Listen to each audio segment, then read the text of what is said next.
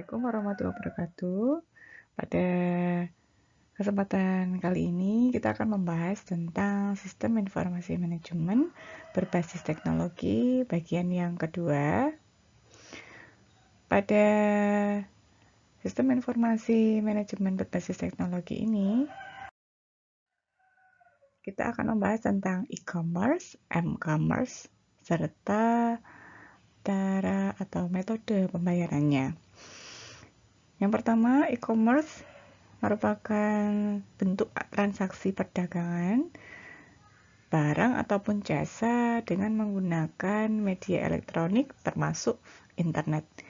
Jadi pada e-commerce ini adalah semua transaksi perdagangan yang terjadi dengan media elektronik atau menggunakan internet. Ini termasuk dalam e-commerce atau electronic commerce. Kemudian e-commerce ini dibagi menjadi B2B, business to business. Jadi konsumennya adalah bisnis dan produsennya adalah bisnis atau perusahaan. Kemudian business to consumer, perusahaan ke konsumen. Consumer to customer, ini terjadi antar konsumen. Kemudian consumer to business, jadi produsennya adalah konsumen dan untuk pembelinya adalah perusahaan atau bisnis. Kemudian business to government, perusahaan kepada pemerintah. Kemudian consumer to government, konsumen, kemudian produsennya sebagai produsen, kemudian pembelinya adalah pemerintah.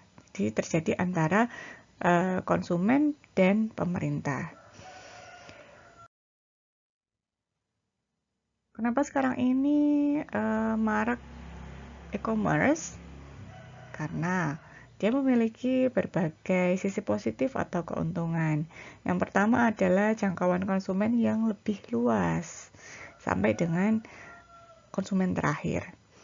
Jadi karena kemudahan teknologi dan hampir semua orang ini menggunakan internet, maka semua konsumen bisa dijangkau dengan mudah.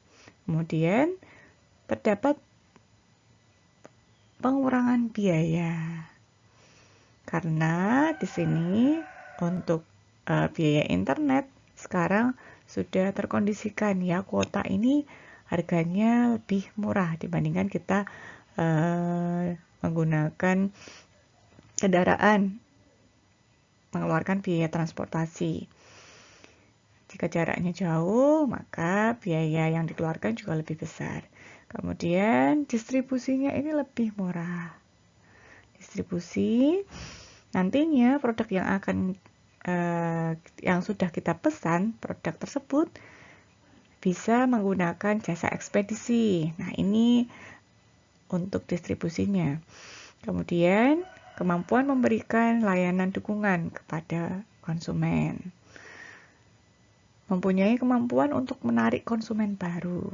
Jadi misalkan Anda membeli produk, kemudian memberikan review atau memberikan ulasan terhadap produk yang kita beli, ini bisa juga dapat menarik konsumen lainnya. Atau kita memberikan rating maksimal, misalkan bintang 5. Nah, ini.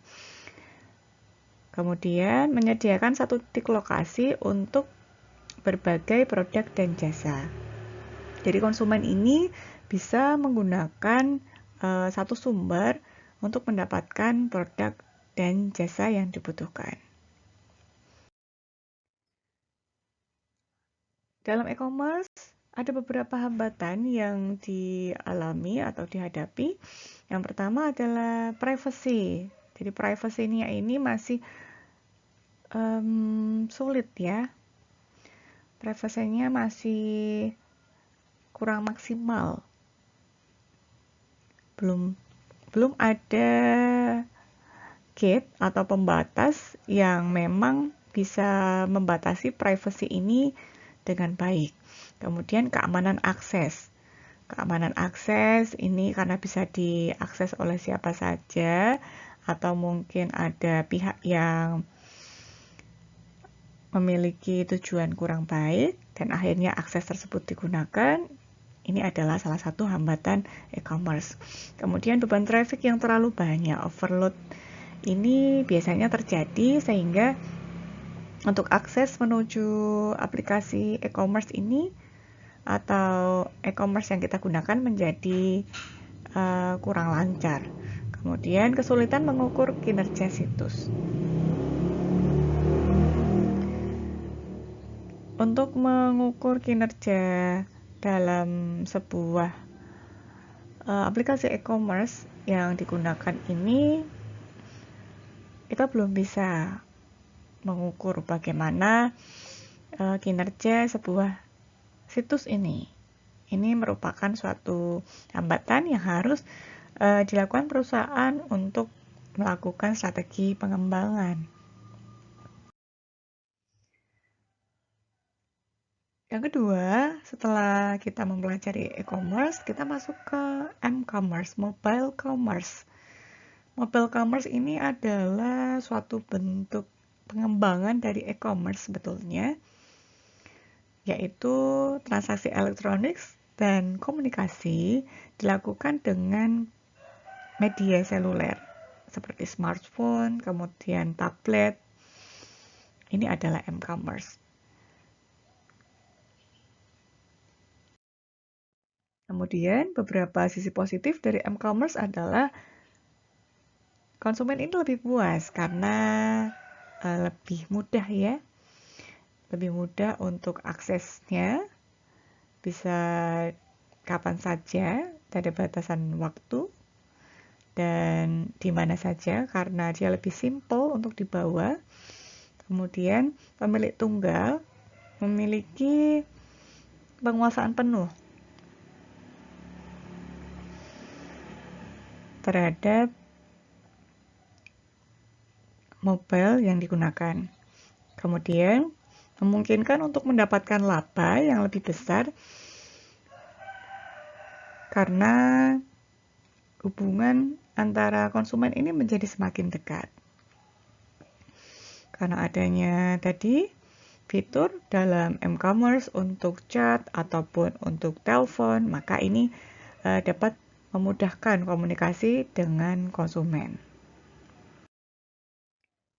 M-commerce ini memiliki kerugian, yaitu karena menggunakan smartphone, maka tampilannya ini lebih kecil ya layarnya, sehingga untuk menampilkan seperti grafik, kemudian kolom, ini dia kadang belum begitu support ya. Kemudian kemampuan aplikasinya juga jika dibandingkan dengan PC ini berbeda. Kemudian masing-masing jaringan memiliki pendekatan yang berbeda terhadap pemahaman m-commerce.